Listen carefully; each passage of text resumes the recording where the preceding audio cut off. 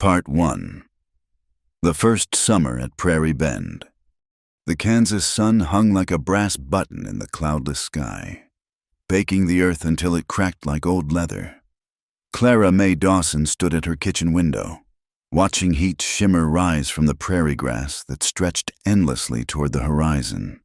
At 26, she'd already buried a husband and learned that loneliness could be louder than any storm that swept across these plains. Prairie Bend wasn't much to speak of, a handful of weathered buildings clustered around a dusty main street, with her small homestead sitting a good mile outside what passed for civilization. The townsfolk had their opinions about a woman living alone, running her own place without a man's protection. They whispered behind gloved hands at Sunday service, their eyes sliding away when she walked past with her chin held high. Clara didn't much care for their whispers.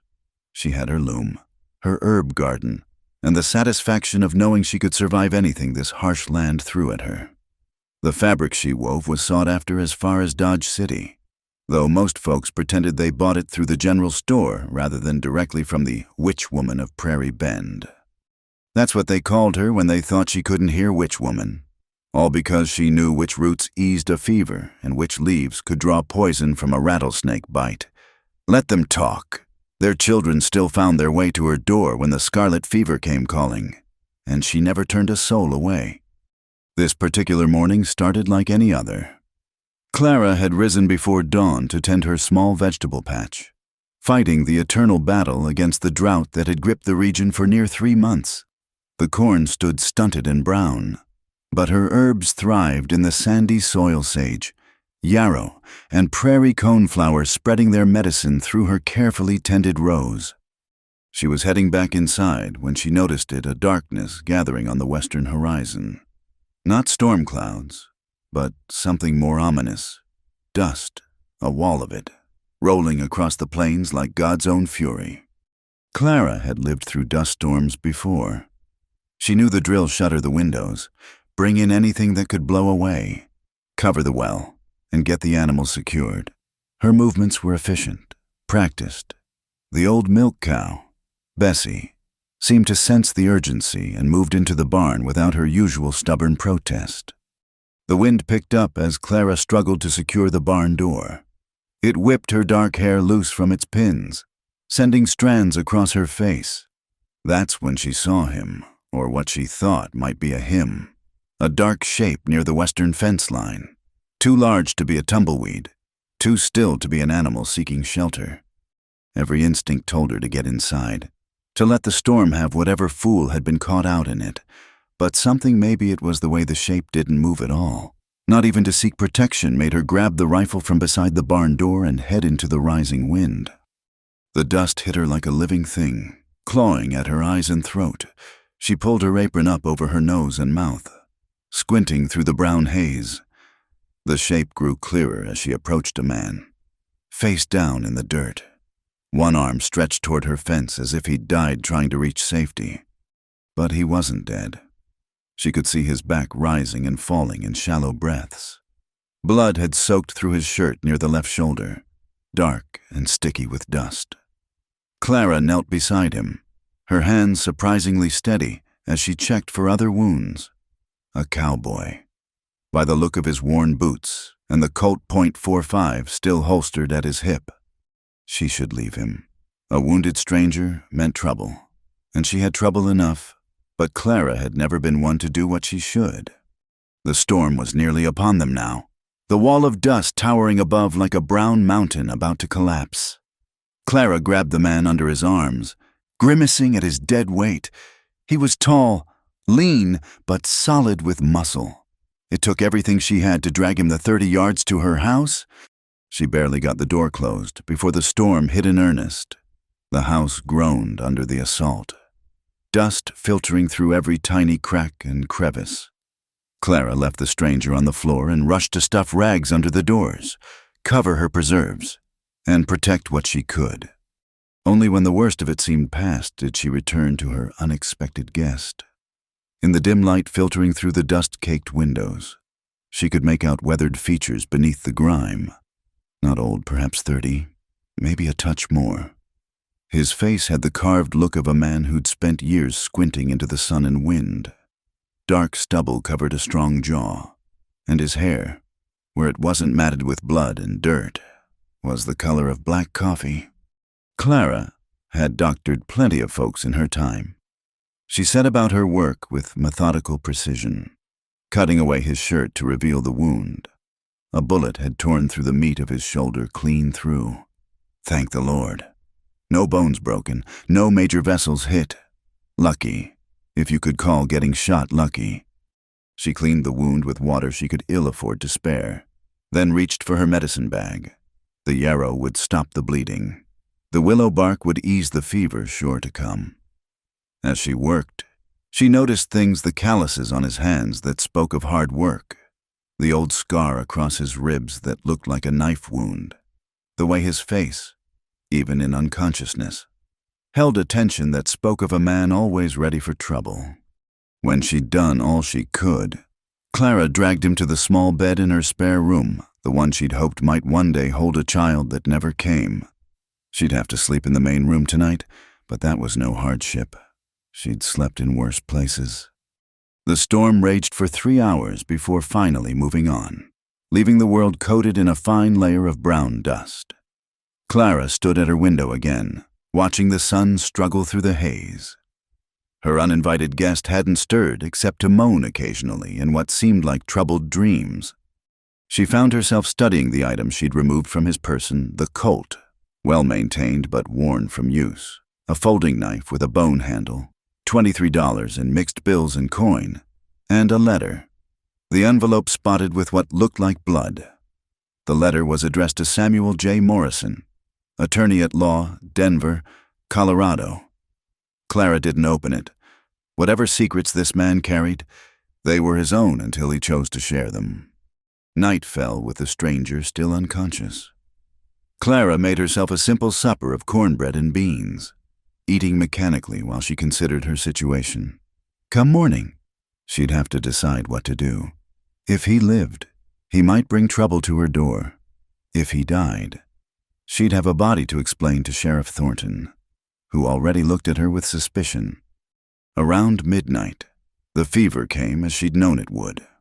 Clara spent the dark hours placing cool cloths on his burning skin, spooning willow bark tea between his cracked lips.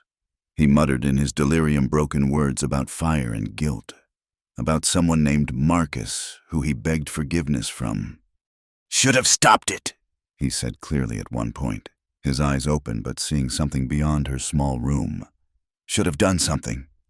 Clara said nothing, just continued her ministrations. Everyone had ghosts out here in the territories. Some wore them more visibly than others. As dawn broke pale and dusty through her windows, the fever broke too. The stranger's breathing eased, and he fell into what seemed like natural sleep. Clara allowed herself a moment to sit back, exhaustion weighing on her shoulders. She'd saved him, for better or worse. Now came the harder question: what happened next? She was dozing in her chair when a sound made her eyes snap open. The stranger was awake, his eyes gray as a winter sky fixed on her face.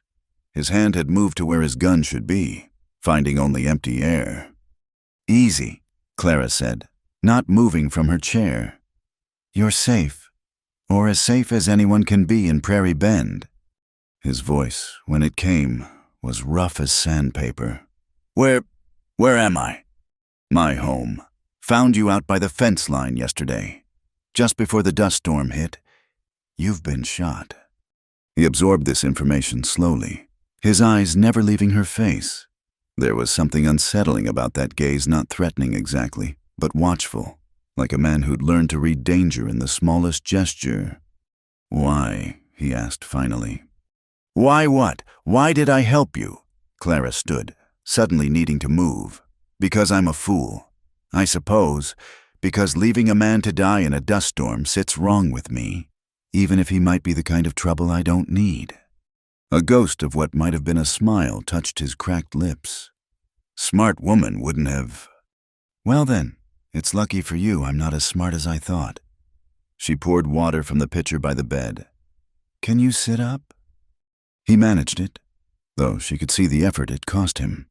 She helped him drink, noting the way he cataloged everything in the room.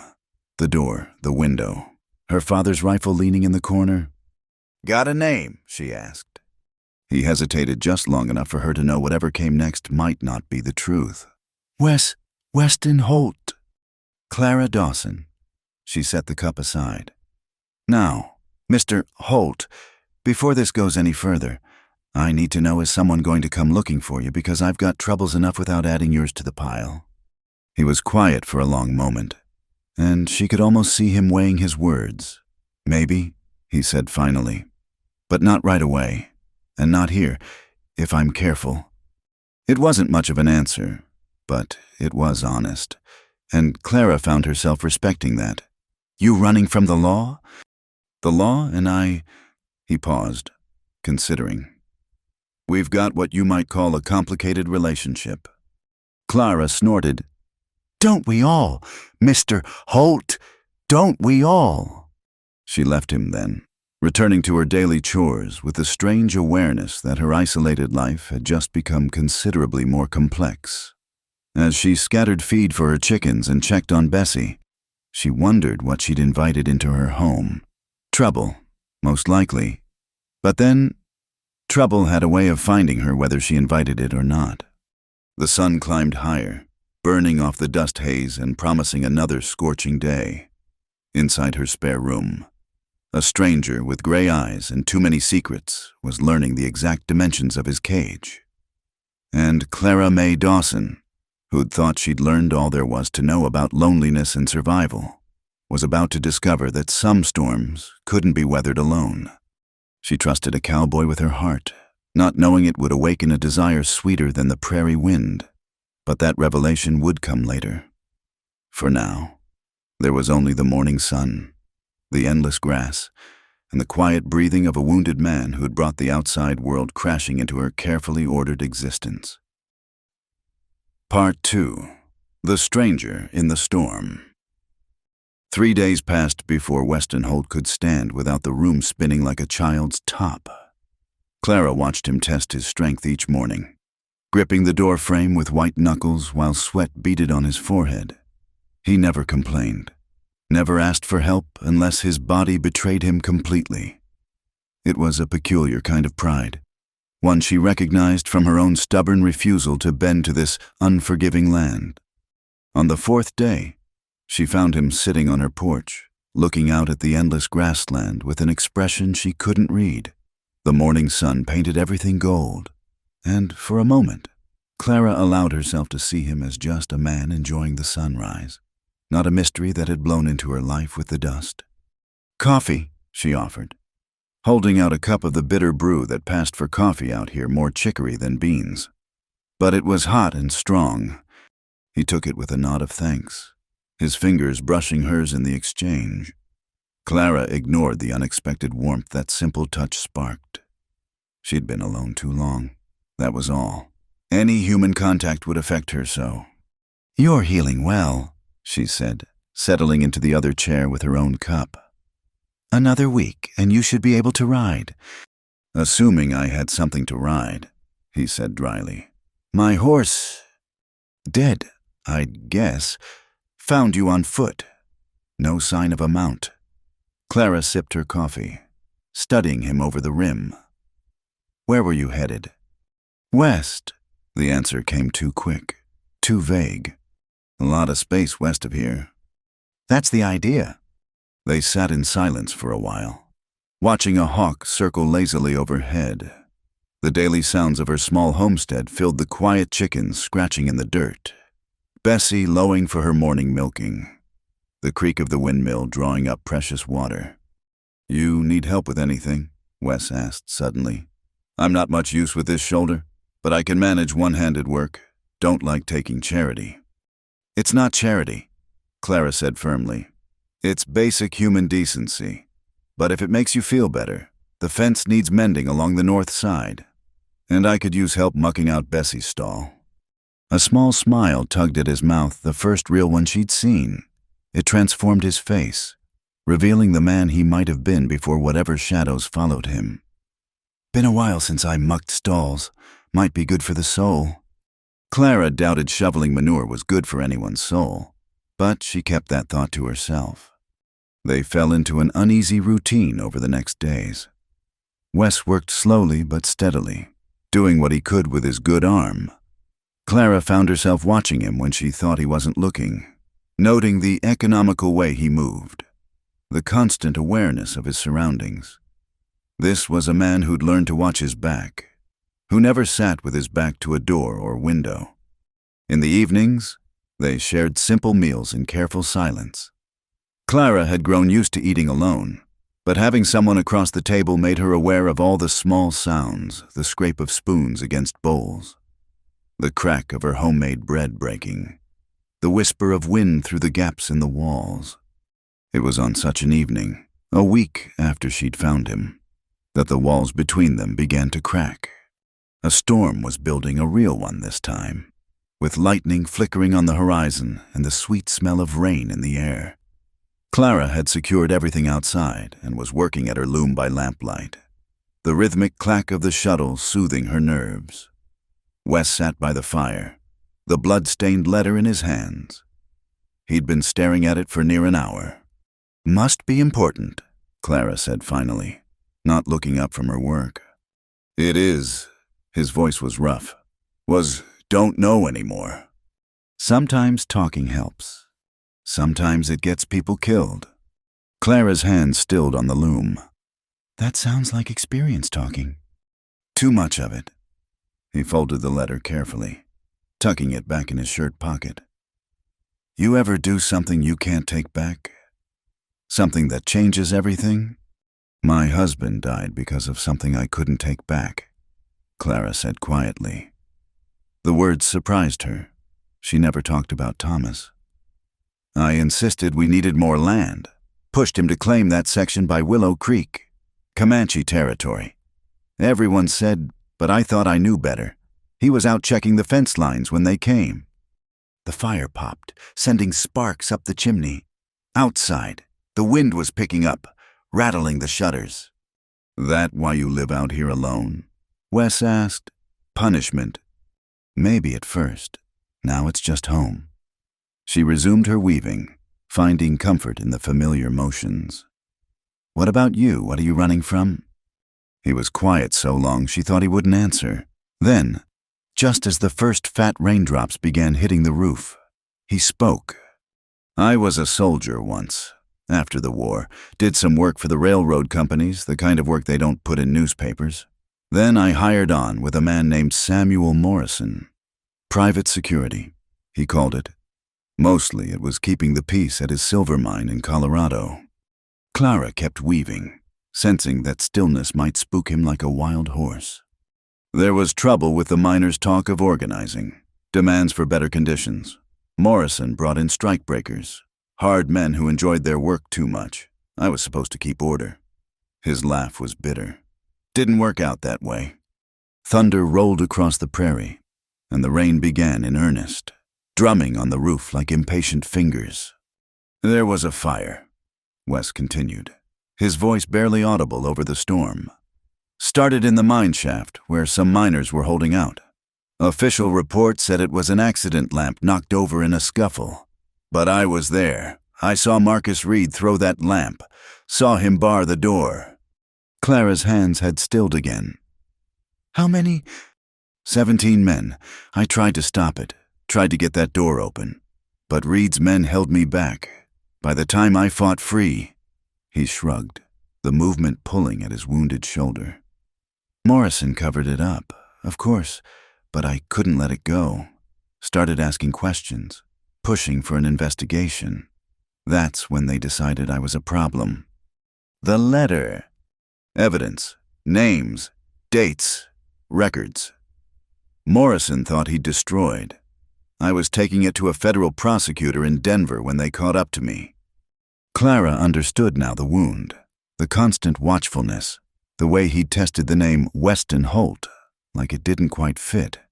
"And if they find you, they'll finish what they started, but not before they get that letter back." The storm was directly overhead now, lightning illuminating the room in stark flashes. Clara rose from her loom, moving to the window to watch nature's violence. It seemed fitting, somehow. "You could burn it," she said. "Disappear completely. No one would blame you." 17 men, he repeated. They had families, children. They deserve justice. Justice has a way of getting people killed out here. So does injustice. She turned to look at him. This man who'd stumbled into her life carrying ghosts and good intentions in equal measure. The firelight played across his face, highlighting the lines etched by sun and sorrow. "I won't bring trouble to your door," he said. "I'll leave as soon as—" "You'll leave when you're healed," Clara interrupted. "Not before." Something shifted between them in that moment. Some unspoken understanding passing in the space between words. The storm raged on, but inside the small house there was warmth and light and the fragile beginning of trust. Later, as the storm began to pass, Clara brought out her corn whiskey, the good stuff she saved for medicinal purposes. They sat by the dying fire, passing the bottle between them, and for the first time in longer than she could remember, Clara didn't feel alone. "Tell me something good," she said, surprising herself with the request. Something from before. Wes considered, rolling the whiskey glass between his palms. "I had a ranch once, small place in Wyoming. Nothing fancy. Raised horses, Mustangs mostly. Caught wild and gentled.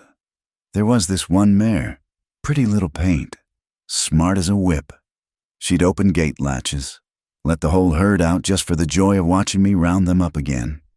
Clara found herself smiling. "What happened to her?" "Sold her to a family heading to Oregon. Little girl fell in love with her on sight." His smile was wistful. "Sometimes I wonder if they made it." "They made it," Clara said firmly. "That little girl is riding your paint mare across Oregon meadows right now.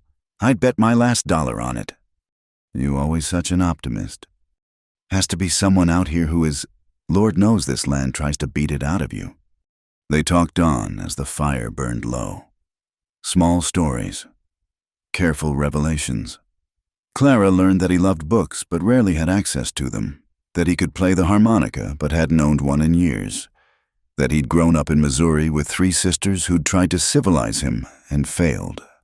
She told him about learning to weave from her grandmother, about the herb lore passed down through generations, about the dreams she'd once had of a house full of children and laughter. When she finally stood to retire, Wes caught her hand. His calloused fingers were gentle around hers, warm from the whiskey and fire. "Thank you," he said simply, "for all of it." Clara looked down at their joined hands, at the sight that was both foreign and achingly familiar. "You'd have done the same." "No," he said quietly. "I don't think I would have. Not anymore." She squeezed his hand once, then let go. "Then maybe it's time to remember who you were before. That man with the ranch and the paint mare, he's still in there somewhere." As she prepared for bed, Clara could hear him moving about in the spare room, restless despite his healing wound. She lay in her own narrow bed, listening to the last rumbles of thunder moving east, and wondered what she'd started by bringing this complicated, damaged man into her home. Through the thin walls, she heard him settle finally, the corn husk mattress rustling with his weight. And just before sleep took her, she thought she heard him whisper into the darkness, "Don't touch that unless you're ready to know what I've done." But that might have been the beginning of a dream, the first of many that would come to feature gray eyes and gentle hands, and the sweet ache of possibilities better left unexplored.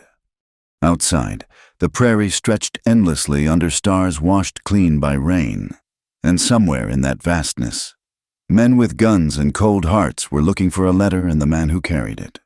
But for tonight, in this small house at the edge of nowhere, 2 wounded souls had found a moment's peace in each other's company. The desire that would grow between them, sweeter than any prairie wind, was still just a seed. But seeds, Clara knew, had a way of taking root in even the harshest soil. Part 3. Dreams in Adversity. The weeks that followed took on a rhythm as natural as breathing. Wes's shoulder healed steadily, the angry red wound fading to pink, then to just another scar in his collection. He'd taken to working the land with a dedication that surprised them both, fixing things Clara had let slide, improving things she'd never thought to change. "You don't have to earn your keep," she told him one morning, finding him reinforcing the chicken coop against foxes. "You're not a hired hand." He looked up from his work, sweat already beading despite the early hour. "What am I then?" The question hung between them, unanswered, neither quite ready to name whatever was growing in the space between sunrise conversations and evening silences. It was the children who first made them look beyond themselves. They came in ones and twos, as they always had, the forgotten ones, the ones whose parents were too poor or too broken to care for them properly. Little Mary Carpenter with her persistent cough, the Olsen twins with their hollow cheeks, young Tom Bradley with bruises he wouldn't explain. Clara had always helped when she could, but resources were scarce. Now, with Wes's help, they managed more. He had a way with the children that surprised her infinite patience. Gentle hands, stories that could hold even the wildest of them spellbound. "You're good with them," Clara observed, watching him teach the Olsen boys how to whittle. "Had plenty of practice with my sister's kids," he said. But there was something else in his eyes, some old pain. "Always figured I'd have my own someday." The unspoken question, why didn't you, hovered between them. But Clara had learned when to push and when to let silence do its work. It was Sheriff Clay Maddox who shattered their fragile peace. He rode up on a Tuesday afternoon, his deputy Luke Brennan beside him, both men armed and wearing expressions that made Clara's blood run cold. She was hanging laundry when she saw them coming, gave a low whistle, the signal she and Wes had worked out for trouble. By the time the riders reached her yard, Wes was nowhere in sight, and Clara was standing by her door, rifle within easy reach. "Mrs. Dawson." Maddox touched his hat brim, a mockery of courtesy.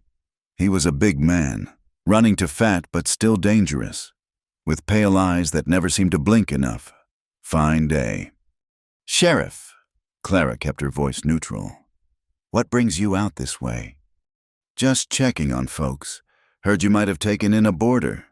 His eyes swept the homestead, cataloging changes. "Unusual for a woman alone. I take in washing and mending sometimes. Helps make ends meet." "That so?" Maddox dismounted, his deputy following suit. "Mind if we have a look around? Been some trouble up north. Man killed a mine owner, stole payroll money. Might be headed this way." Clara's heart hammered, but she kept her face smooth. "You're welcome to water your horses. Can't have you poking through a lady's home without proper cause, though I'm sure you understand." Maddox's smile was all teeth. No warmth. "Now, Clara, may I call you Clara? We both know you've got a soft spot for strays. Remember that Mexican family you hid 2 winters back would hate for your generosity to get you in trouble again. That family was innocent. They were fleeing bandits." "So you say." He stepped closer, and Clara could smell the whiskey on his breath despite the early hour. "This man we're hunting is dangerous. Wouldn't want anything to happen to you out here. All alone." The threat was clear as mountain water. Clara lifted her chin. "I appreciate your concern, Sheriff, but as you can see, I'm quite alone and quite safe." Maddox's deputy had wandered toward the barn. Clara forced herself not to look, not to give away that Wes was hidden in the root cellar beneath it. "Barn's locked." Brennan called out. "I keep my medicinals in there," Clara said quickly. "Can't have the children getting into them?" "The children," Maddox repeated. "Yes, I've heard about your little charity work. Admirable, though some folks wonder where you find the resources. A widow's pension doesn't stretch far." "I make do." "I'm sure you do." His eyes traveled over her in a way that made her skin crawl. "Pretty woman like you could do better than making do. I've made my interest known before, and I've made my disinterest equally clear." His face hardened. Pride goes before a fall. Clara, this land is harsh. Accidents happen. Sometimes a woman needs protection. Is that a threat, Sheriff? It's a fact. He swung back into his saddle. You see any strangers? You let me know. For your own safety, of course. They rode off, but Clara stood frozen until the dust settled. Only then did she hurry to the barn, tapping the signal on the cellar door. Wes emerged, dust in his hair, his face grim. Maddox knows I'm here. He suspects that's different. Not different enough. He brushed cobwebs from his shoulders. I should go, tonight. You could, Clara agreed. Or you could stay and we could face this together. He stared at her. You don't even know me. Not really. I know enough. Do you? His voice was harsh. You know I'm a killer, that I've done things. In war, in self-defense. Not always. The admission seemed torn from him. There was a time I took Morrison's money and didn't ask questions. A time I looked the other way. Those 17 men died because I was too comfortable to rock the boat until it was too late. Clara studied him. This man who carried his guilt like a physical weight. And now, what are you now? Trying to be better. Trying to make it right. Then stay. Help me protect these children. Help me stand against men like Maddox who use their power to hurt people. Be the man who owned that paint mare, who gentled wild horses. Something shifted in his expression. A crack in the armor he wore. You make it sound simple. Right and wrong usually are. It's people who make them complicated. That evening, as they shared dinner with the Olsen twins who'd shown up at supper time with hopeful faces, Clara watched Wes help young Eric with his letters while Oscar drew pictures in the dirt floor. This was what she'd been missing. She realized. Not just a man's presence, but partnership. Someone who saw the same needs she did, who wanted to build something more than just survival. Later, after the boys had gone home with full bellies and a promise to return for more lessons, Clara found Wes on the porch, whittling what looked like a toy horse. For Mary Carpenter, he explained. Thought it might cheer her up. Clara settled beside him, closer than usual. The night was warm, full of cricket song and the distant yip of coyotes. Maddox won't give up, Wes said quietly. Men like him never do. Then we'll be ready. I've faced worse than Clay Maddox. Have you? My husband's death nearly broke me. Learning to live again. To find purpose that was harder than any bully with a badge. She paused. What we're doing here, helping these children. Standing against men like Maddox, it matters. Wes set down his whittling, turning to face her. In the moonlight, his eyes were silver. You're a remarkable woman, Clara Dawson. Just a stubborn one. That too. His hand found hers, and this time neither of them pulled away. I want to stay. God help me, even knowing the danger I'm bringing to your door, I want to stay. Then stay. The kiss, when it came, was inevitable as sunset. Soft at first, tentative, then deeper as the weeks of careful distance dissolved. Clara felt herself come alive in ways she'd forgotten, her body remembering desires she'd buried with her husband. When they broke apart, both breathing hard. Wes touched her face with trembling fingers. Clara, don't, she whispered. Don't apologize or analyze or make promises you might not keep. Just be here, now, with me. They sat together as the moon rose higher, hands linked, sharing the comfortable silence of two people who'd found something unexpected in each other. Tomorrow would bring its challenges. Maddox would return. The threat from Morrison's men still loomed. The harsh realities of prairie life would continue. But tonight, they had the whisper of wind through grass, the warmth of another's hand, the promise of a partnership forged in adversity, and something sweeter than either had dared to hope for. Inside the house, on Clara's work table, lay the half-finished toy horse and a piece of fabric she'd been weaving a pattern of blues and grays that reminded her of storm clouds breaking. Tomorrow she'd finish them both, gifts for children who needed to believe in kindness. And perhaps, she thought, allowing herself to lean into Wes's solid warmth.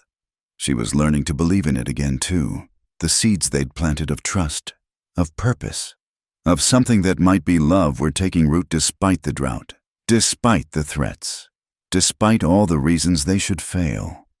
In the distance, a screech owl called, and Wes squeezed her hand. "Whatever comes," he said quietly, "we'll face it." "Together," Clara agreed. It was a promise and a prayer, spoken to the vast prairie night and somewhere in the darkness. Forces were already moving that would test that promise to its very core. But for now, for this perfect moment suspended between day and night, between past and future, they had found something worth fighting for. The desire that bloomed between them was indeed sweeter than the prairie wind, but it would take all their strength to keep it alive in the storms to come. Part 4. The Black Wind from the East. The morning Clay Maddox returned with a warrant. Clara was teaching Mary Carpenter to card wool while Wes repaired the well pump. It was one of those perfect prairie mornings, sky so blue it hurt to look at. Meadowlarks singing from fence posts, the air sweet with the scent of wild roses that grew along the creek bed. The peace shattered like glass when dust rose on the eastern horizon. "Riders coming," little Mary said, pointing with a hand not wrapped around her rag doll. "Lots of them." Clara's blood turned to ice water. Not just Maddox and his deputy, this time she counted 6 men, all armed, riding with the purposeful speed of a hunting party. "Mary, honey, run to the root cellar. Remember the game we played hide and seek?" Clara kept her voice calm even as her hands trembled. "Don't come out until I call you."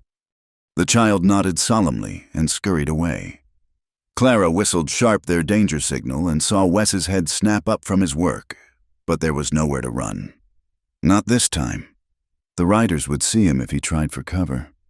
Instead, Wes set down his tools and walked slowly to stand beside Clara, his hand resting casual-like near his hip, though they both knew his gun was locked in her trunk inside. "Morning, Clara," Maddox called out as the group reined up in her yard. "Mr. Holt." The name hit like a physical blow. Clara kept her face still, but inside, her last hope crumbled. "Sheriff?" Wes replied evenly. "Been expecting you." "I imagine so." Maddox produced a paper from his vest, waving it like a battle flag. "Warrant for your arrest, signed by Judge Carter himself. Murder and robbery in Colorado. Though between you and me, Samuel Morrison just wants his property back."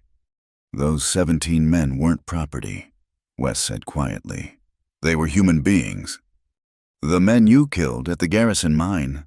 Maddox's smile was ugly. "Oh, yes. Morrison told me all about your rampage, how you set that fire yourself to cover your theft, then killed 2 guards escaping." "That's a lie." Clara stepped forward, fury overcoming fear. "You can't believe—" "What I believe doesn't matter." Maddox cut her off. "What matters is the law, and the law says this man comes with me." His pale eyes slithered to Clara. "Unless you've been harboring a fugitive knowingly, that's a hanging offense, even for a woman." "She didn't know," Wes said quickly. "I lied to her, told her I was just a drifter looking for work." "Is that so?" Maddox dismounted, his men following suit, spreading out to surround them. "Funny thing, though, my information says you've been here near 2 months. Awful long time for a man to keep lying to a woman he's sharing a roof with." Clara saw the trap now, neat as any snare. Deny knowing, and Wes would hang for sure, admit to harboring him, and she'd swing beside him, leaving the children with no one. "I knew he was running," she said finally, "but not for murder. He told me about the fire, about trying to save those men. I believed him. I still do." "Touching." Maddox pulled iron shackles from his saddlebag. "But faith ain't evidence. Holt, You coming peaceful, or do my boys get to practice their marksmanship?" Wes looked at Clara, and in his gray eyes she saw resignation mixed with something else, a plea. Maybe, or a promise. "I'll come peaceful, but I want your word Clara won't be harmed." "You're hardly in a position to make demands." "I've got something Morrison wants," Wes said carefully. "Something he'd pay considerable to get back. Hurt her, and he'll never see it again." The letter. Clara realized he must have hidden it somewhere even she didn't know. Maddox considered, then nodded. "Fair enough. Though I can't speak for what happens after you're delivered. Morrison's not known for his forgiving nature." As they shackled Wes's hands, Clara fought the urge to grab her rifle, to fight, but 6 armed men was suicide, and there was Mary hidden in the cellar, the other children who depended on her. "Wes," she said, and he turned to look at her one last time. "Remember what I told you about the paint mare?" he said softly. "Sometimes you have to let things go to save them." They put him on a borrowed horse, hands tied to the saddle horn. As the group prepared to ride out, Maddox lingered. "This doesn't have to be the end," he told Clara, standing too close. "Morrison's offering $1,000 for information about certain documents. That kind of money could do a lot of good for your charity work. Could buy protection, too." "Go to hell," Clara said sweetly. His face darkened. "You'll regret that. This land has a way of breaking proud women. When it does, don't come crying to me." They rode off in a cloud of dust, taking with them the man who'd shown her that her heart wasn't as buried as she'd thought. Clara stood frozen until they disappeared over the rise. Then her knees buckled. She caught herself on the porch rail, fighting down sobs that wanted to tear from her throat. "Miss Clara," Mary's small voice came from behind. "Is it safe now?" Clara wiped her eyes quickly. "Yes, honey, it's safe." But it wasn't. Not anymore. That night, after she'd sent Mary home with herb tea for her cough and a promise that everything would be all right, Clara tore her house apart looking for the letter. Wes had hidden it well. It wasn't in any of the obvious places. Or the subtle ones, either. "Think," she told herself. He'd compared it to the paint mare. Letting go to save something. But save what? The evidence, her. She found it just before midnight, tucked inside the binding of her grandmother's Bible, the one thing she'd told him she'd never part with, no matter how desperate times got. Her hands shook as she unfolded the blood-stained pages. Names, dates, amounts paid, records of bribes to officials, orders for violence, and most damning Morrison's own signature on a memorandum discussing how to handle the striking miners. The language was careful, but the meaning clear. Clara sat back on her heels, understanding the weight of what she held. This could destroy Morrison, but only if it reached the right hands. And between here and Denver lay 300 miles of hostile territory, not to mention Morrison's hired guns and Maddox's corrupt law. She'd never make it alone, but she wasn't alone anymore. Was she? There were others who'd suffered under Morrison's greed, Maddox's tyranny. The question was whether they'd risk standing up. Over the next 3 days, Clara made her visits to the widow Martinez, whose husband had died in Morrison's mine, to Jack Sullivan, the blacksmith who'd lost his shop to Maddox's taxes, to Reverend Hartley, who'd spoken out against corruption and seen his church burned for it. One by one, she showed them pieces of the letter, careful not to reveal she had the whole thing. One by one, she planted seeds of rebellion. But it was young Tom Bradley who brought the news that changed everything. "They ain't taking him to Denver," the boy panted, having run all the way from town. "Heard Maddox talking. They're meeting Morrison's men at Skeleton Ridge tomorrow noon. Gonna..." He swallowed hard. "Gonna make sure he don't reach no trial." Skeleton Ridge. Clara knew it, a box canyon 20 miles north. Perfect for an ambush. Or an execution. "Tom," she said urgently, "I need you to ride to the Sullivan place. Tell Jack it's time. He'll know what it means." The boy nodded and ran off. Clara went to her trunk. pulled out things she hadn't touched since Thomas died. His gun belt, his rifle, the divided skirt she'd worn riding with him in better days. If they thought she'd sit here weeping while they murdered the man she'd come to love, they didn't know Clara Mae Dawson at all. She'd trusted a cowboy with her heart and discovered something precious in return. She'd be damned if she'd let them take it without a fight. As she loaded weapons and saddled Bessie, poor old thing would have to do. Clara thought about Wes's gray eyes, his gentle hands teaching children to whittle, the way he'd said her name in the darkness. "Should have told you," she whispered to the night wind. "Should have said the words." But words were for later, if there was a later. Right now, there was only the plan forming in her mind, desperate and probably foolish. She couldn't take on Morrison's men in a straight fight, but maybe, just maybe, she didn't have to. The black wind from the east had blown away her newfound happiness. Tomorrow, she'd see if a different kind of wind, the wild prairie wind of justice and love, could blow it back. As she rode out into the star-filled night, Clara touched the letter hidden in her bodice, evidence enough to hang them all, if she could get it to honest law. But first, she had to save Wes from the noose they were already tying. Behind her, Prairie Bend slept unaware that come morning, everything would change. The witch woman was riding to war, and heaven help anyone who stood in her way. Part 5, Between Fire and Blood. The night was ink black when Clara reached Sullivan's smithy on the outskirts of town. Jack was already there, along with 6 others, men and 1 woman who'd suffered under Maddox's rule. Not many, but more than she'd dared hope. "You sure about this?" Jack asked, checking his old Spencer rifle. The big blacksmith had arms like tree trunks, but his hands were gentle when working iron. "Going against Morrison's men is one thing. Shooting at a sheriff, even a corrupt one, that's another." "We're not going to shoot anyone if we can help it," Clara said, "but Wes Holt is innocent, and they mean to murder him. I won't stand by and watch." "Neither will we," said Elena Martinez, the widow. Her eyes were hard as flint. "My Roberto died in Morrison's mine. If this letter can bring justice, I'll fight for it." They rode through the remaining darkness, 8 souls against at least a dozen hired guns.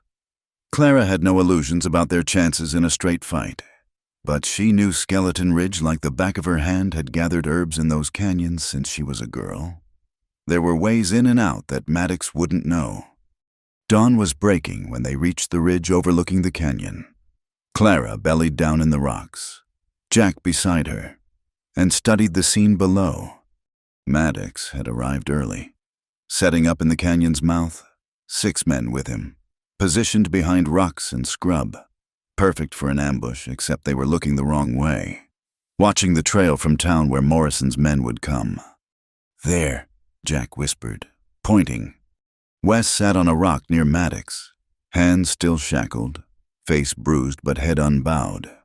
Even from this distance, Clara could see the tension in his shoulders, the way he kept scanning the canyon walls, looking for escape, or maybe looking for hope. "Morrison's coming," Elena hissed. "Dust on the eastern trail. 5 riders, moving fast." Clara recognized the lead man from wanted posters, Marcus Reed, Morrison's enforcer, the one Wes said had thrown the lamp that started the mine fire. "Remember," Clara whispered to her people, "we wait until they're all in the canyon. Then we close the back door." The Morrison men rode in khaki, guns holstered, clearly expecting no trouble. Reed dismounted near Maddox, and Clara could just make out their words on the still morning air. "Where's the letter?" Reed demanded. "He won't say," Maddox replied. "Been working on him, but he's stubborn." Reed walked to Wes, studied him like a butcher studying a carcass. "Holt, been a while. Thought you'd learned your lesson about crossing Mr. Morrison." "Apparently not," Wes said dryly. Reed backhanded him casually, the crack echoing off canyon walls. Clara's finger tightened on her trigger, but Jack's hand on her arm held her steady. "The letter," Reed said again. "Tell us where it is, and I'll make it quick." Keep playing hero, and he drew his finger across his throat. Go to hell! Wes spat blood. You murdered 17 men. Their families deserve to know the truth. Truth, Reed laughed. Truth is what men like Morrison say it is. You should have remembered that. He drew his pistol, pressed it to Wes's temple. Last chance. That's when Clara stood up on the ridge, rifle aimed dead center at Reed's chest. Drop the gun! Every head snapped up. Reed's men went for their weapons, but stopped as more rifles appeared along the canyon rim. 8 guns might not be much, but from the high ground, with surprise, it was enough to give pause. Clara, no! Wes shouted. Get out of here! Well, well, Maddox drawled. The witch woman shows her true colors. Harboring fugitives, now armed robbery. The only robbers here are you and Morrison. Clara called back. Stealing men's lives, their labor, their dignity. It ends today. 8 against 11, Reed observed calmly. And you're farmers, shopkeepers. We're professionals. How do you think this ends? With you in federal custody, a new voice said. Everyone turned as another group of riders appeared at the canyon mouth. Clara's heart leaped, Reverend. Hartley had come through. 3 men in the black suits and badges of federal marshals, guns drawn and ready. Marshal John Corrigan, the lead man announced. Mr. Reed, you're under arrest for murder. Sheriff Maddox, you too, for corruption and conspiracy. You've got no authority here, Maddox blustered. Got a telegraph yesterday from Denver, Corrigan said mildly. Amazing what a conscience-stricken reverend can accomplish with the right information. Judge issued federal warrants last night. Clara saw the moment Reed decided to fight. His gun started to swing from west toward the marshals. She didn't think, just squeezed her trigger. The rifle bucked against her shoulder, and Reed's gun went flying as her bullet caught his wrist. Then everything exploded. Gunfire erupted from both sides. Clara dropped behind the rocks as bullets whined overhead. Below, men scrambled for cover, the careful positioning forgotten in the chaos. Through the gun smoke and confusion, Clara saw Wes roll off his rock, hands still bound, trying to reach cover. One of Morrison's men swung a rifle toward him. No! Clara broke cover, sliding down the steep canyon wall in a cascade of pebbles. She heard Jack shout behind her, heard more guns firing, but all she could see was Wes, exposed and helpless. She reached him just as the gunman fired. The bullet meant for Wes caught her shoulder, spinning her around. She fell hard, stars exploding across her vision. Clara! Wes's voice seemed to come from very far away.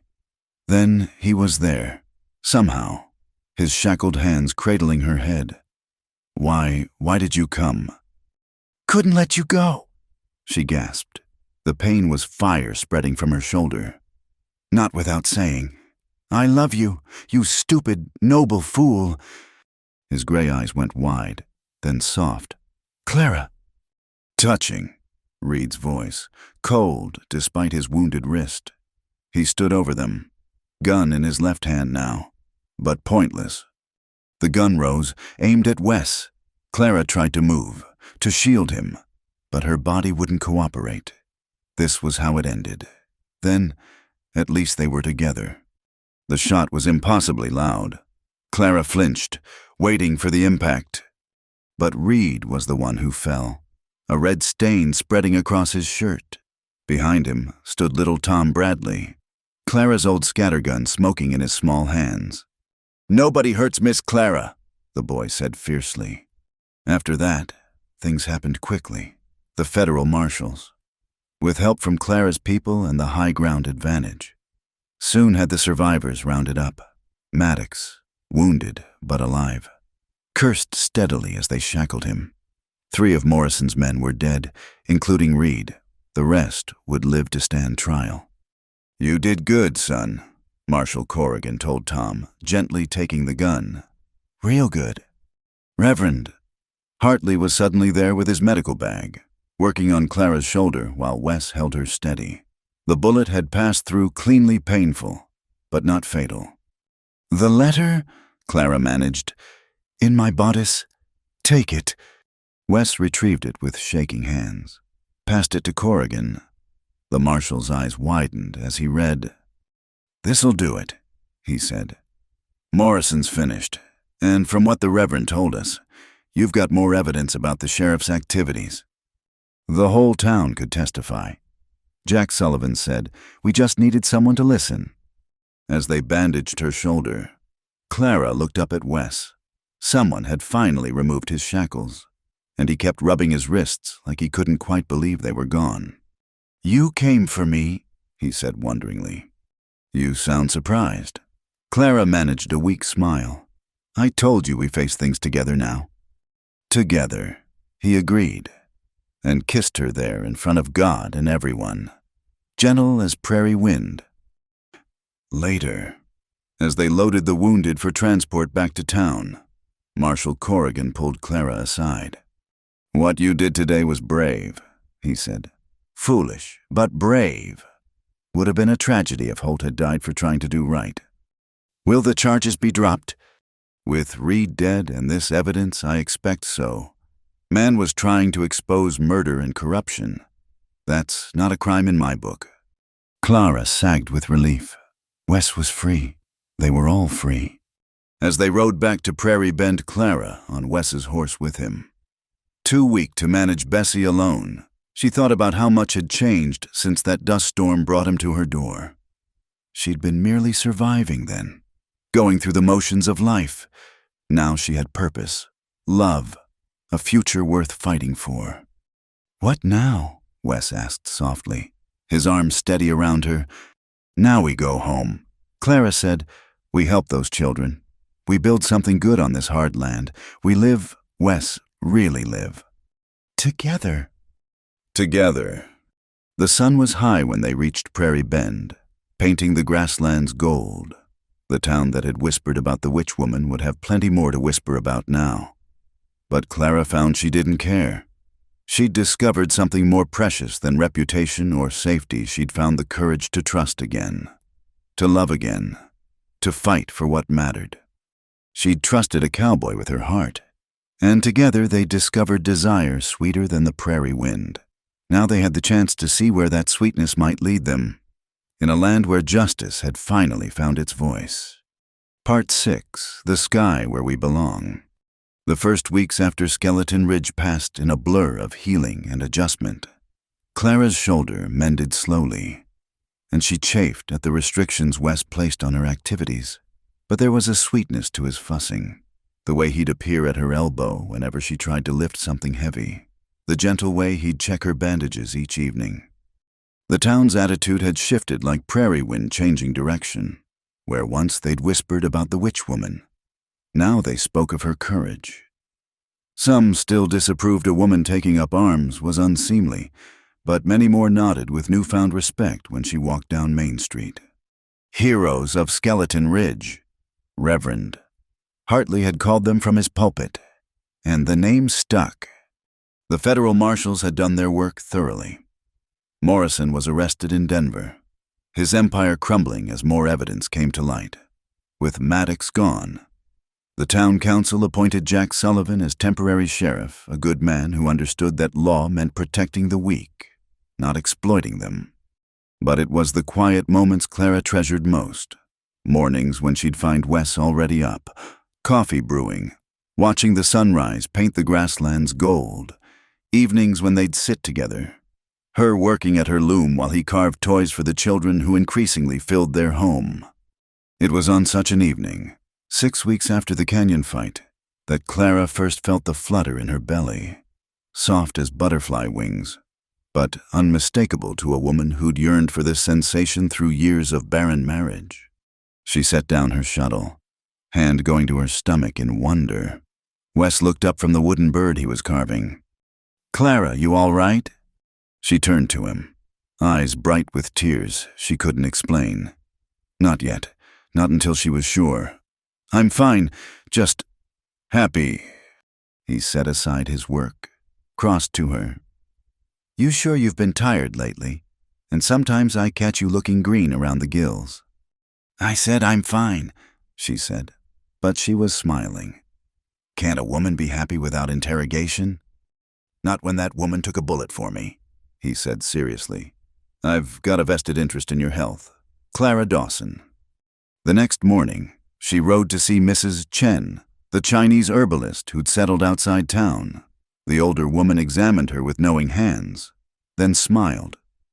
"3 months, maybe little more," she said in her careful English. "Baby come in spring, when earth wakes up, good time for new life." Clara rode home in a daze, a baby, after all the years of emptiness, of accepting she'd never be a mother. Life had surprised her. She pressed her hand to her still flat belly, marveling at the miracle growing within. She found Wes working with Tom Bradley and the Olsen twins, teaching them to repair the fence. Tom had become their shadow since Skeleton Ridge. The boy who'd saved them both now determined to learn everything Wes could teach.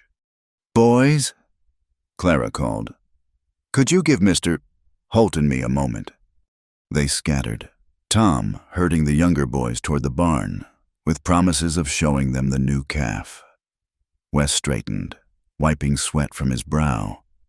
"What is it?" Concern creased his features. "Is your shoulder—" "My shoulder's fine." Clara took his hands, rough and calloused and perfect. "Wes, I need to tell you something." His gray eyes searched hers. "You're scaring me, woman." "I'm pregnant." The words hung between them like morning mist. Wes stood frozen, his hands tightening on hers. "You're—" he swallowed. "A baby." "A baby," she confirmed. "Come spring." The joy that transformed his face was like watching the sun break through storm clouds. He pulled her close, careful of her shoulder, and she felt him tremble. "I thought I'd lost any chance at this," he said hoarsely. "Family, future, all of it. Clara, are you happy?" "Happier than I've ever been," she said truthfully. "Though terrified too. What if—" "No what ifs," he said firmly. "We'll face whatever comes together, like we always do now." That evening, as news spread through their extended family of orphans and strays, Clara watched Wes with new eyes, the way he listened seriously to Mary Carpenter's chatter about her doll's adventures, how he mediated the boys' squabbles with patient wisdom. He'd make a wonderful father. But there were practicalities to consider. They weren't married a scandal in itself, though after Skeleton Ridge, Clara found she cared less about propriety. Still, a child deserved legitimacy, protection under the law. "We should talk to Reverend Hartley," Wes said that night, as if reading her thoughts. "Make it official." "Is that a proposal, Mr. Holt?" He slid from his chair to one knee, there in their simple kitchen with dishes still on the table and children's laughter echoing from outside. "Clara May Dawson, you saved my life in more ways than one. You gave me purpose when I'd lost my way, hope when I had none left. Will you marry me?" "Yes," she said simply. "Of course, yes." They were married 3 days later. A simple ceremony in the church with half the town attending. Clara wore her best dress, blue as a summer sky, and wildflowers in her hair. Wes had somehow procured a proper suit, though he tugged at the collar like it was strangling him. Jack Sullivan stood as Wes's best man, while Elena Martinez attended Clara. Tom Bradley carried the rings with such solemnity you'd think he was transporting gold nuggets. "Do you, Weston Holt, take this woman?" Reverend Hartley began, and Clara found herself thinking about the journey that had brought them here. A wounded stranger in a dust storm, a growing trust despite the danger, a love forged in adversity and tested by fire. "I do," Wes said, his voice strong and sure. "Do you, Clara May Dawson, take this man?" "I do," she said, meaning it with every fiber of her being. When Reverend Hartley pronounced them married and Wes kissed her there at the altar, the congregation erupted in cheers. Even the townsfolk who'd once shunned her were smiling, caught up in the joy of new beginnings. The reception was held at their homestead, tables groaning with food the community had prepared. Clara watched in wonder as people who'd once crossed the street to avoid her now laughed and danced in her yard. "Regrets?" Wes asked, appearing at her elbow with a cup of cider. "Never," she said. "You? Only that it took me so long to find you." He pressed his hand briefly to her belly, a gesture of protection and promise. "Both of you," as the sun set, painting the sky in shades of rose and gold. Clara looked out over the gathering. The Olsen twins were sneaking extra pieces of cake. Mary Carpenter had fallen asleep in Elena's lap. Tom Bradley was listening raptly to Marshall Corrigan, who'd returned for the wedding. Tell stories of outlaws and justice. This was their family now, not bound by blood, but by choice, by shared struggles and triumphs. The homestead that had once echoed with loneliness now rang with life and laughter. "Dance with me," Wes said, pulling her into the cleared space where other couples were swaying to Jack's fiddle music. "I'm not much of a dancer," Clara warned. "Neither am I. We'll figure it out together." And they did, moving slowly, carefully, her head on his shoulder and his arms strong around her. Above them, stars began to appear in the darkening sky, and the prairie wind carried the scent of sage and possibility. "What are you thinking?" Wes asked softly. "That we belong here," Clara said. "All of us. This sky, this land. These people, this is home." "Home," he repeated, like he was tasting the word. "Never thought I'd have one of those again." "Well, you do. And soon there'll be one more person calling it home." He spun her gently, making her laugh. "Boy or girl, what do you think?" "I don't care, as long as they're healthy.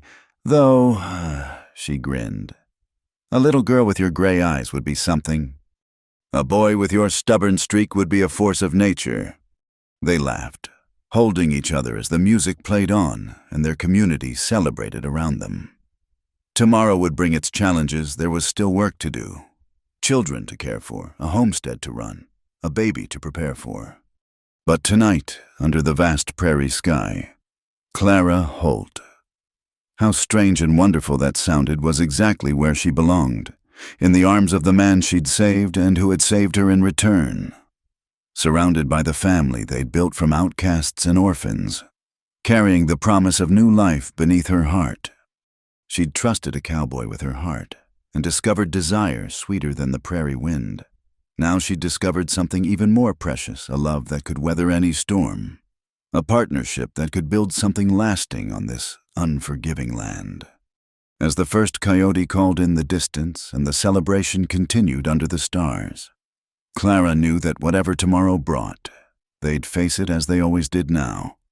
Together. Part 7. Yesterday is gone. Tomorrow is ours. The courthouse in Denver stood like a monument to justice, its limestone walls gleaming in the spring sunshine. Clara gripped Wes's hand as they climbed the steps, her other hand resting protectively on her swollen belly.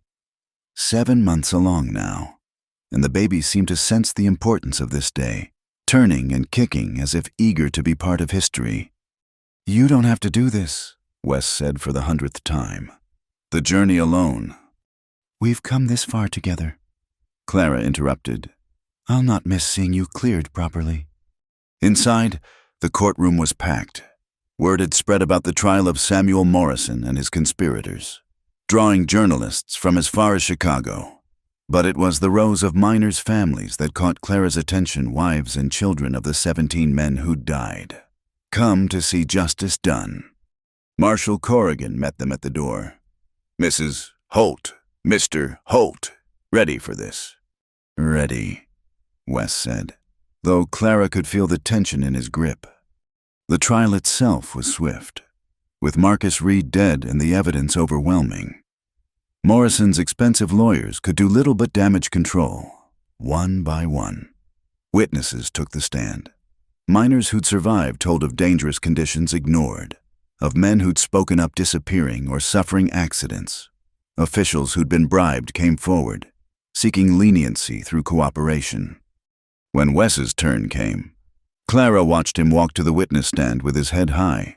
He told his story, simply his hiring, his growing unease, the night of the fire. His voice broke only once, when he described trying to break down the barred door while men screamed behind it. "I failed them," he said quietly. "I was supposed to keep the peace, keep everyone safe. Instead, I let it happen. That's something I'll carry forever." The prosecutor held up the letter. "But you didn't stay quiet." "No, ma'am, those men deserve justice. Their families deserve the truth." When Morrison's lawyer tried to paint Wes as a disgruntled employee seeking revenge, the facts spoke louder than insinuations. The evidence was clear. The testimony damning. Clara wasn't called to testify, but she didn't need to be. Her presence alone, the woman who'd risked everything to save the man who'd tried to do right, spoke volumes. The jury deliberated for less than an hour. When they filed back in, Clara held her breath. "On the charge of murder in the first degree, we find the defendant, Samuel Morrison, guilty." The courtroom erupted. Some of the miners' widows wept. Others sat stone-faced, as if no verdict could bring back what they'd lost. Morrison himself showed no emotion as they led him away to await sentencing. But it was the judge's final statement that mattered most to Clara and Wes. "Let the record show that Weston Holt is cleared of all charges.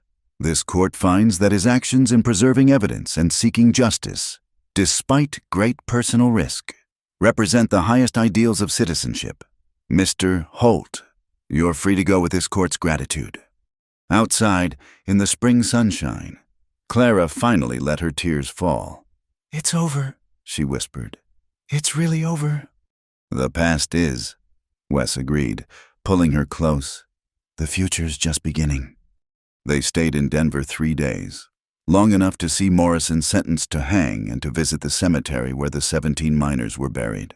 Wes laid wildflowers on each grave, speaking their names aloud. Clara stood beside him, one hand in his, the other cradling their unborn child. "I'll teach our children about them," she said softly. "They won't be forgotten." The journey home was slow, with frequent stops for Clara's comfort. When Prairie Bend finally appeared on the horizon, she felt her heart lift. Home, their true home. But as they rolled into town, it became clear something had changed. The main street was decorated with bunting. People lined the boardwalks, cheering as their wagon passed. Tom Bradley ran alongside, grinning fit to split his face. "What's all this?" Clara asked. Bewildered. Reverend Hartley met them at the church. "Welcome home. Heroes. The town council met while you were gone. Voted to establish the Holt Home for Children with funds from the fines Morrison paid.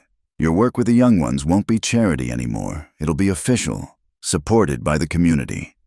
Clara looked at Wes, saw her own amazement mirrored in his eyes. We don't know what to say." "Say you'll accept," Jack Sullivan said, joining them. "Town needs what you two provide. We all see that now." That evening, their homestead overflowed with well-wishers. The house that had once stood isolated now sat at the heart of a community.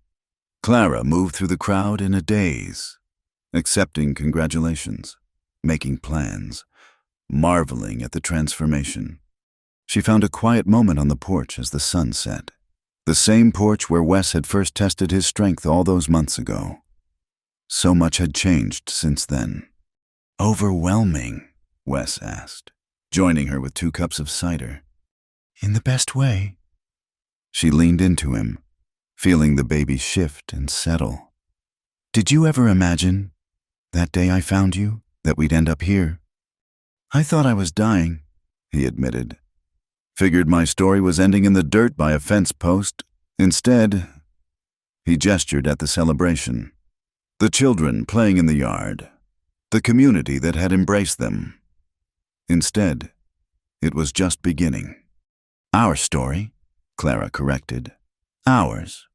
2 weeks later, As spring storms rolled across the prairie, their daughter arrived. The labor was long but uncomplicated, with Mrs. Chen attending alongside the town's new doctor. When Clara finally held the squalling infant, she laughed through her tears at the shock of black hair, the unfocused eyes that would surely be gray like her father's. "She's perfect," Wes breathed, touching the baby's tiny fist with one trembling finger. "What should we call her?" Clara had thought about this moment, planned for it. "Hope," she said. "Hope Elizabeth Holt. For the future, for all the tomorrows that are ours now." Wes kissed her forehead, then their daughters. "Hope it is." The baby's arrival seemed to cement their place in Prairie Ben's heart.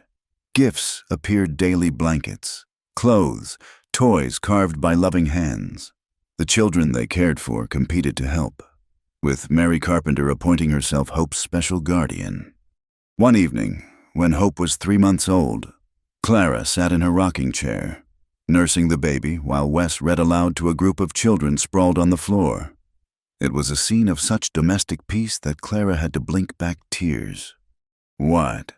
Wes asked, noticing. "Nothing. Everything." She smiled at him over Hope's downy head. "I'm just happy." Later, after the children had gone home and Hope slept in her cradle, Clara and Wes stood together at their bedroom window, looking out at the prairie bathed in moonlight. "Do you ever think about it?" Clara asked. "How different things might have been. If that dust storm hadn't come, if you'd left me by the fence." Wes pulled her close. "I try not to. That path leads nowhere good." "I meant if we'd met differently. In town, maybe. Or at a dance. Normal-like." He chuckled. "Clara, nothing about either of us is normal. We're both too stubborn, too set on doing what's right instead of what's easy. We'd have found our way to each other eventually, dust storm or no dust storm." She turned in his arms, studying his face in the silver light. The lines were still there, carved by sun and sorrow, but they'd been joined by new ones, laugh lines, traces of joy and peace. "I love you," she said, words that still felt miraculous to speak aloud. "I loved you before I knew I loved you, if that makes sense." "It does." He kissed her softly.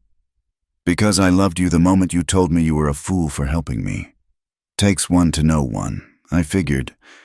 They laughed quietly, mindful of the sleeping baby. Outside, an owl called, and the wind whispered through the grass with a sound like secrets being shared. "What now?" Clara asked. "We've faced the past, survived the fire and blood. What comes next?" "Now we live," Wes said simply. "We raise our daughter. We care for these children who need us. We build something lasting on this land. We prove that yesterday's gone and tomorrow's ours. Together. Always together." As if in agreement, Hope stirred in her cradle, making the soft sounds that meant she'd wake soon for her feeding. Clara moved to tend her, and Wes followed, the two of them bending over the cradle like they were protecting the most precious thing in the world. Which, Clara reflected, they were: this child, this life they'd built, this love that had grown from suspicion to trust to something deeper than prairie roots. It was all precious beyond measure. "Your daddy's right," she whispered to Hope as she lifted her. "Yesterday's gone, and oh, little one, the tomorrows we're going to have." Through the window, the first light of dawn was touching the eastern sky. A new day, full of promise and possibility. Clara settled into her rocking chair, Hope at her breast, Wes's hand warm on her shoulder. She'd trusted a cowboy with her heart, and discovered desire sweeter than the prairie wind. But more than that, she'd discovered that love could rebuild what loss had broken, that courage could overcome injustice, that two damaged souls could create something whole and beautiful together. The sun rose full, painting their world in gold and rose. Somewhere in town, church bells were ringing. Children would arrive soon. eager for breakfast and lessons and the steady love that the Holt Home for Children provided. But for now, for this perfect moment, it was just the three of them, Clara, Wes, and Hope, a family forged in adversity, tested by fire, and bound by love strong enough to last a lifetime. Yesterday was gone. Tomorrow was theirs. And it was going to be beautiful. Part 8. The Prairie Legend. 25 years had passed since that fateful dust storm brought Weston Holt to Clara's door. Hope, Elizabeth Holt, now a young woman with her father's gray eyes and her mother's determined spirit, sat at her writing desk in the home she'd grown up in, penning the story she'd heard countless times but never tired of hearing. "Tell it again," she'd begged as a child, curled between her parents before the fire. "Tell me how you met." And they would, sometimes Clara taking the lead, sometimes Wes, their voices weaving together like threads on her mother's loom. The dust storm, the wound, the growing trust, the fight at Skeleton Ridge. Each telling added new details, new perspectives, until Hope felt she could see it all as clearly as if she'd been there. Now it was her turn to tell it. Outside her window, Prairie Bend had grown from a struggling frontier town to a thriving community. The Holt Home for Children had expanded to 3 buildings, caring for over 40 young souls at any given time. Former students had become doctors, teachers, ranchers, even a state senator. They all called Clara and Wes Ma and Pa Holt, whether they'd been raised by them or not. "Hope," her mother's voice drifted up from downstairs. "The Founders' Day Committee is here." Hope set down her pen, smoothing her skirts as she descended. In the parlor, she found her parents holding court with half the town council. At 61, Clara's hair had gone silver, but her eyes were still sharp as flint.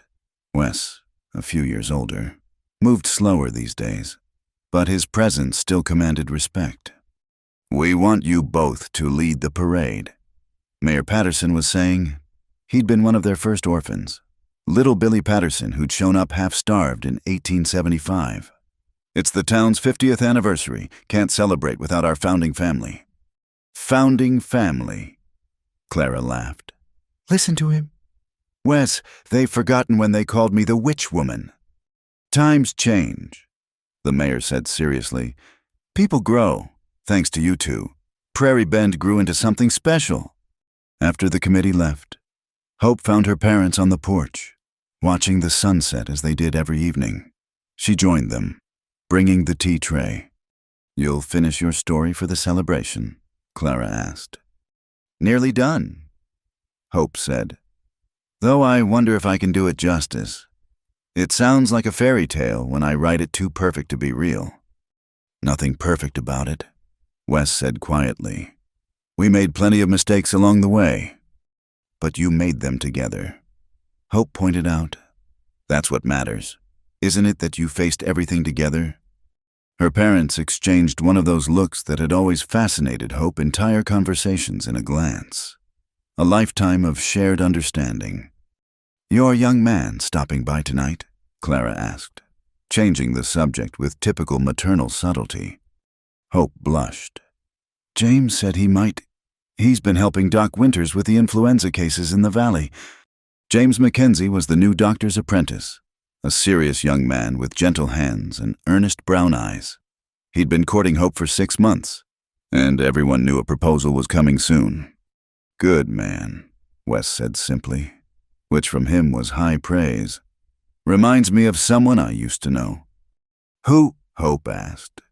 "Myself, before I lost my way, all that earnestness, that desire to help." He smiled at Clara. "Lucky for me, I found someone who helped me remember who I wanted to be, as if summoned by their words." James appeared at the gate, medical bag in hand, but a smile lighting his tired features when he saw Hope. "I'll leave you young people to it," Clara said, rising. "Wes, help me with the accounts."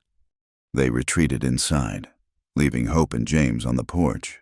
But Hope could see them through the window, her father's arm around her mother's shoulders, both of them pretending not to watch the courtship unfolding outside.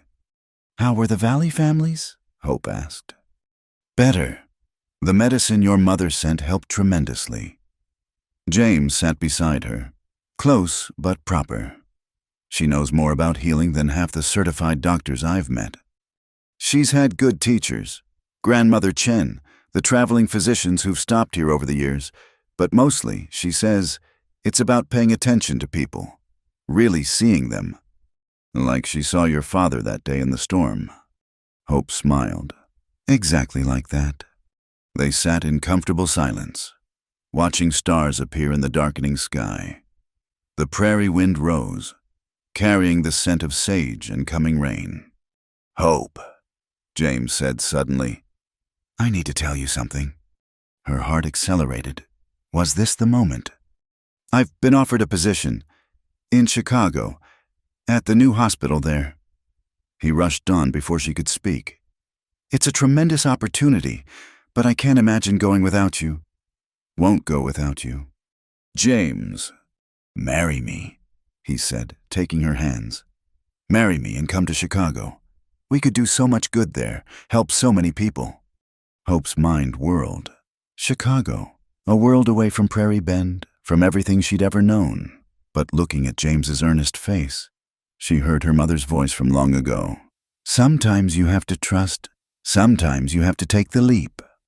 Can I think about it? She asked softly. It's not the proposal, yes, of course I'll marry you. But leaving... I understand. He squeezed her hands. Take all the time you need. After he left, Hope found her parents in the kitchen, obviously waiting for her. She told them about the proposal, the opportunity. Chicago, Clara said thoughtfully. That's a big change. It's what you did, though, isn't it? Hope asked. Took a chance on something unknown trusted when it would have been safer not to. Different circumstances, Wes pointed out. We were building something here. Maybe James and I could build something there. A clinic for the poor. Perhaps. Bring what you've taught me to people who need it. Her parents shared another of those looks. You've already decided. Clara said it wasn't a question. I think I have. Hope smiled through sudden tears. But I don't want to leave you. Oh, sweetheart. Clara pulled her close. You're not leaving us. You're taking us with you, everything we've taught you. Everything you've learned here. That's how it works. That's how love grows and spreads. Founders Day dawned clear and bright. The whole town turned out. Prairie Bend's past and present mingling in the streets. Hope walked with her parents in the parade. James at her side, watching the community they'd helped build celebrate its survival and success. At the ceremony, Mayor Patterson called them to the platform. 50 years ago, this was just a handful of buildings fighting the prairie. Today, it's a beacon of hope because two people decided to stand together against injustice, to care for the forgotten, to build something lasting. He unveiled a bronze plaque, the Holt Home for Children, founded 1875. We face things together. The crowd erupted in applause. Hope saw her parents grip each other's hands, her mother wiping away tears, her father standing straighter despite his aged bones. That evening, at the Founders' Ball, Hope danced with James, finalizing their plans. They'd marry in the fall, spend a month helping transition the home to new management. Tom Bradley and his wife had volunteered, then leave for Chicago. You'll do wonderfully, Clara told her later, as they watched Wes teach the mayor's grandson to waltz. You've got the best of both of us in you. Tell me one more time, Hope said impulsively. The story, how you met, how you fell in love. Clara smiled, her eyes distant with memory. It started with a dust storm, and she told it again. The story that had become legend in Prairie Bend, how Clara Mae Dawson had saved a wounded stranger, how that stranger had brought danger and redemption in equal measure, how they'd fought for justice, for each other, for the future they wanted to build. Your mama trusted a cowboy with her heart, Clara finished, echoing Wes's words from years ago. And it gave us something sweeter than the prairie wind. What? Hope asked, though she knew the answer. You Clara said simply. This life, this love that keeps growing and spreading, every child we've raised, every life we've touched, it all started with that choice to trust, to hope, to build something together. Later, as the celebration wound down, Hope stood with her parents on the porch of the home, looking out over the town lights and the endless prairie beyond. Thank you, she said quietly, for all of it, for showing me what love looks like, what courage looks like. Thank your father, Clara said. He's the one who taught me to be brave again. Thank your mother, Wes countered. She's the one who taught me to hope again. Hope hugged them both, this founding family of Prairie Bend, this testament to the power of love over loss, trust over fear, building over breaking. Tomorrow, she'd finish writing their story. Next month, she'd start her own adventure with James. But tonight, she was simply their daughter, heir to a legacy of love that had transformed a harsh land into a place of second chances. The prairie wind rose, sweet with the promise of rain and growth, and Hope Elizabeth Holt, standing between the two people who'd shown her that the greatest courage was in choosing to trust another with your heart, understood at last why her mother had taken that chance so many years ago. Because some things were worth the risk, some loves were worth the leap.